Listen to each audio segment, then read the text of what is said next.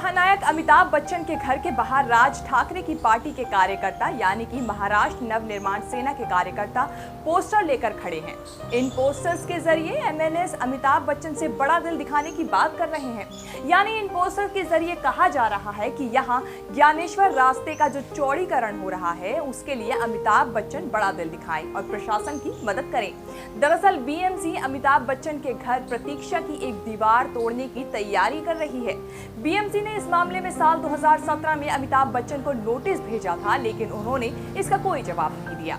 लेकिन अब एमएनएस इस पर सियासी रोटियां सेकने की कोशिश कर रही है। क्या है ये पूरा मसला, आइए आपको विस्तार से बताते हैं। नमस्कार, मैं हूं कीर्ति और आप देख रहे हैं न्यूज तक।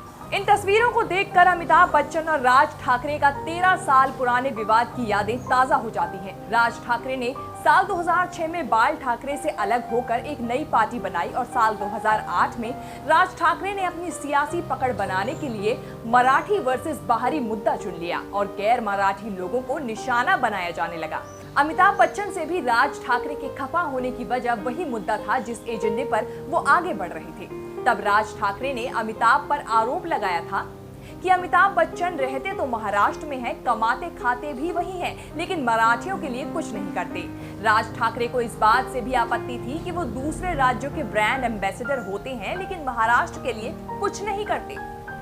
इतना ही नहीं, राज ठाकरे ने एक बार जया बच्चन पर भी मराठी नहीं बोलने को लेकर हमला बोला था। दरअसल बात साल 2008 की है। मुंबई में अभिषेक बच्चन की फिल्म द्रोण के प्रोमो लॉन्चिंग के प्रोग्राम था जिसमें जया बच्चन भी शामिल हुई थी। जया बच्चन ने कहा था, हम यूपी के लोग हैं, हमें हिंदी में बात करनी चाहिए। जया बच्चन के इस बयान पर शिवसेना राज ठाकरे की एमएनएस ने कड़ी आपत्ति जताई थी। इसके बाद राज ठाकरे ने अमिताभ, जया बच्चन, ऐश्वर्या राय और अभिषेक बच्चन सबके फिल्मों को बैन करने का ऐलान कर दिया था। बात इतने पर भी नहीं रुकी। उन्होंने कहा कि ये बैन तब तक नहीं हटेगा जब तक जया बच्चन अपनी मराठी विरोधी बयान के लिए माफी नहीं मांग लेती। राज ठाकरे ने कहा था कि अगर जया बच्चन हिंदी में ही बात करना चाहती हैं तो वो उत्तर प्रदेश में शिफ्ट हो जाएं। महाराष्ट्र में उन्हें मराठी सीखनी पड़ेगी। मैं उन्हें चुनौती देता हूं कि वो पश्चिम बंगाल और असम में हिंदी बोलकर दिखाएं कि उन्हें हिंदी से प्यार है। वो यही नहीं रुके, उन्होंने यहाँ तक कह दिया कि गुड्डी बुड्ढी हो गई है, लेकिन अकल नहीं आई। ये विवाद इतना बढ़ गया था कि एमएनएस ने अभिषेक बच्चन के एड होर्डिंग्स तक उखाड़ कर फेंक दिए थे। अमिताभ बच्चन के कई पोस्टर पर कालिक भी पोत दी गई थी। एक एमएनएस कार्यकर्ता ने तो जया बच्चन का फर्स्ट क्लास का इलाहाबाद का टिकट भी कटवा दिया था।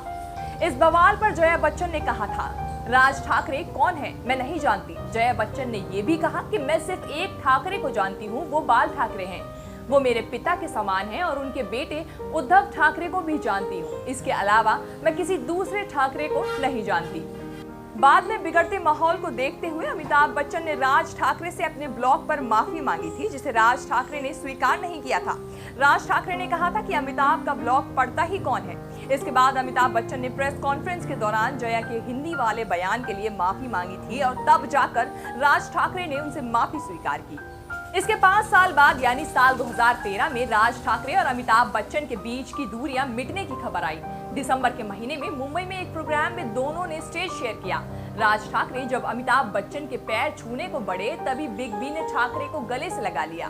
ठाकरे ने कहा कि उनके और अमिताभ के बीच जो हुआ वो बीती हुई बात थी। इंडियन फिल्म इंडस्ट्री में अमिताभ के योगदान की तारीफ करते हुए ठाकरे ने कहा, बच्चन किसी राज्य नहीं बल्कि पूरे देश के ब्रांड एम्बेसडर हैं। देखा जाए तो एक तरह से राज ठाकरे की तरफ से ये माफी ही थी, लेकिन अब साल 2021 में एक बार फिर राज ठाकरे और अमिताभ बच्चन आमने सामने हैं। देखना होगा कि बिग बी को मोहरा बनाने की कोशिश करने वाली राज ठाकरे की सियासत आगे क्या रंग लाती है।